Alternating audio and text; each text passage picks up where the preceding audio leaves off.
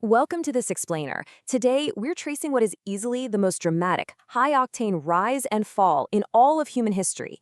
We're talking about a story of raw, unfiltered ambition that literally redrew the entire map of the ancient world, and did it in less than a decade.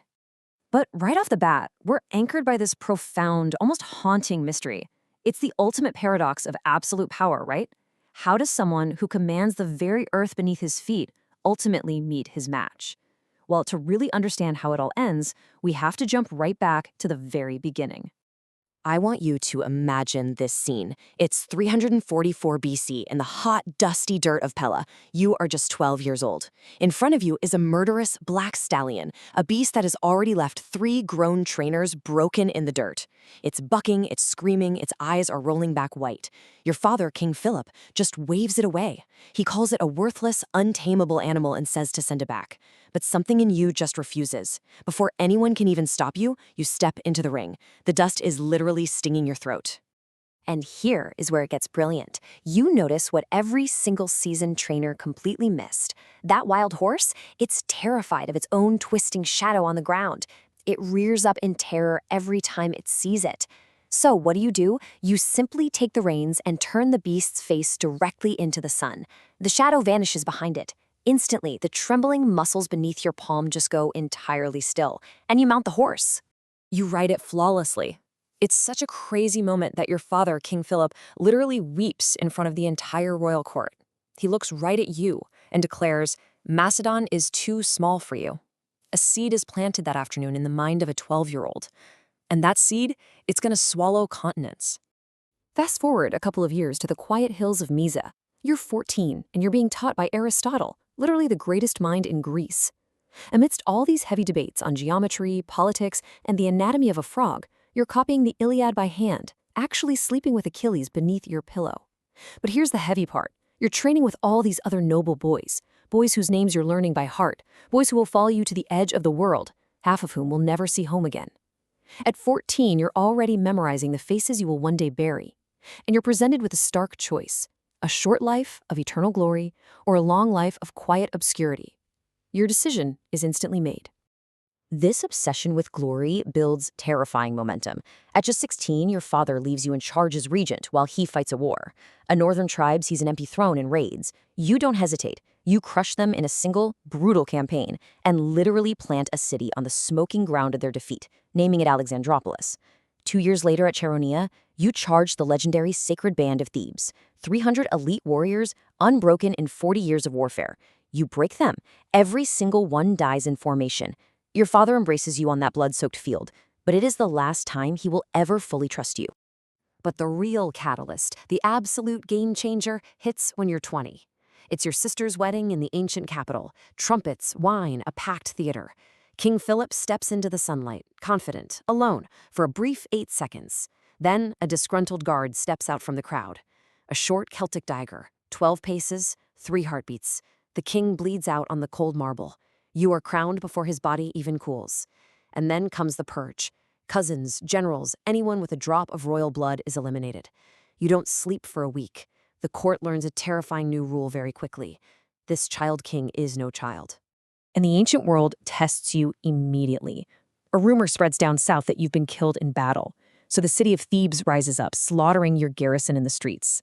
You respond by marching your army an impossible 300 miles in just 14 days. Your soldiers' feet are literally bleeding through their sandals. But you arrive on the horizon like an absolute nightmare before the city's gates have even finished celebrating your supposed death. Let the sheer gravity of this math sink in. After breaking their walls on the 8th morning, 6,000 dead lie in the gutters, and 30,000 citizens are dragged away in chains to be sold into slavery. One of the oldest, proudest cities in Greece just stops existing. You spare only one single structure, the home of Pindar, a poet dead for a century, and you burn everything else to ash. Within a month, trembling ambassadors arrive from every Greek city. None of them will ever revolt against you again. The message was carved into the embers. With Greece totally secured, you turn your eyes across the narrow strait to Asia. Behind you are 35,000 men and a century and a half of Greek grievance against Persia. It's time for the accounting to begin. You hurl a spear over the water, watch it thud deep into the sand, and leap after it, actually cutting your foot on a sharp stone as you land. You claim Asia right there by right of first blood. Weeks later, you're charging across a rushing river, surviving a vicious sword strike that cleaves the white plume right off your helmet. And you approach every obstacle with this incredibly brutal, blunt force genius. Take the Gordian knot in Anatolia. It's this ancient, impossibly complex puzzle, backed by a prophecy saying whoever unravels it will rule Asia. You just don't play by those rules. You study it for a second, draw your sword, and just hack the thing in half. Done. Problem solved. The momentum you're building is absolutely unstoppable. But that relentless momentum slams into a massive brick wall at Tyre. It's an island fortress half a mile out at sea. When they refuse to surrender, you don't just sail away. No, you order your men to build a literal, man-made land bridge straight through the crashing waves. For 7 grueling months, your soldiers endure horrors, including having boiling hot sand poured into their armor. So when those walls finally fall, in a fit of pure, unadulterated rage, you crucified 2,000 of the survivors along the shore. After that, Egypt just opens its gates in pure terror. You cross the burning sands to a desert oasis, and there, the high priests proclaim you the literal son of God. You walk out of that temple a profoundly changed man. You lay down the blueprint for this shining coastal city with wide boulevards and a library designed to hold literally all human knowledge. You name it Alexandria. The world is quite literally organizing itself around whatever you choose to name it. Then comes the ultimate showdown, Gaugamela. Darius, the Persian king of kings, is waiting with 100,000 men, scythed chariots, and war elephants. Your generals are terrified. They're begging you for a night attack, but you refuse, telling them, "I will not steal my victory." At dawn, you launch this devastating wedge charge directly at Darius himself, completely breaking his nerve. He flees, leaving every single throne between Greece and India firmly in your hands. Okay, so this is where we really need to hit the brakes, because at the absolute height of your power, the narrative takes a super dark turn. You're 28 years old in Samarkand. It's a banquet, you're heavily drunk, and Cleitus the Black, one of your most trusted generals, starts mocking you and praising your dead father. You snap. You grab a guard's spear, tear yourself free from the men trying to hold you back, and throw it. The spear hits home. Suddenly, the entire banquet room turns ice cold. Cleitus is dead before his cup even hits the floor. Let that sink in. This was the man who saved your life 6 years ago. The guy who chopped off the arm of the Persian soldier who was about to split your skull. Realizing what you've done, you lock yourself away for 3 straight days. You refuse food, you literally beg to be executed. But when you finally emerge, something inside is permanently broken. You are colder, quieter. You've transformed from a brilliant prodigy into an isolated, merciless tyrant. Still, you push your men to the absolute edge of the map, right into the heavy monsoon rains of the Punjab. You're fighting an army backed by 200 massive war elephants that literally trample your cavalry into a red, muddy paste. And in the brutal aftermath of that slaughter, your legendary black horse, Bucephalus, the very same horse you tamed in the dirt when you were 12 years old, finally falls. 18 years of companionship just gone in the mud. You want to keep going. You want to push past the Ganges, past the very edge of the world.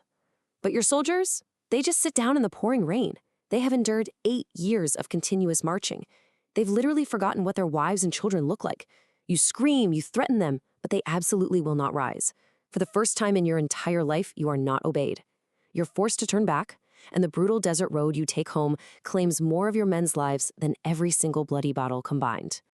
Back in Babylon, tragedy strikes yet again. Your closest friend, your truest love, Hephaestion, dies of a sudden fever.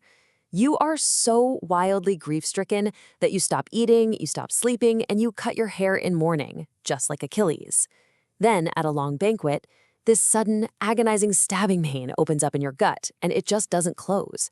For 12 grueling days, you lie there bedridden while a fever slowly consumes you from the inside out.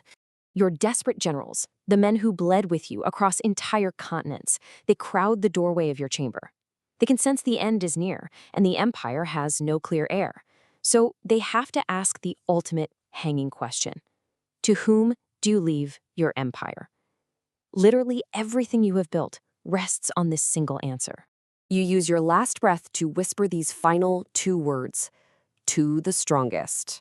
With that single, breathy phrase, you doom your entire life's work to immediate, incredibly violent fragmentation. It is just the ultimate act of a man who loved the conquest so much more than the kingdom itself. Your generals write it down, they glance at each other, and the knives instantly come out. Your body is quite literally still warm when they begin cutting your vast empire into bloody pieces. Within 50 years, every single friend who stood in that room will have murdered one another, and every shining city you founded will eventually bear a different rival king's face. You took the throne at 20, you conquered the known world in just 12 years. The legend says you wept because there were no worlds left to conquer. But the really tragic irony here is that while you successfully bent the entire map to your will, you were completely blind to the fact that you couldn't even conquer your own inner demons. You just ran out of world. Alexander defeated empires, he unraveled ancient prophecies, and he marched far beyond the edges of the known earth. But his story leaves us with a chilling final thought for today's explainer regarding the absolute limits of human ambition. He conquered the known map, but can anyone truly defeat the ordinary human body?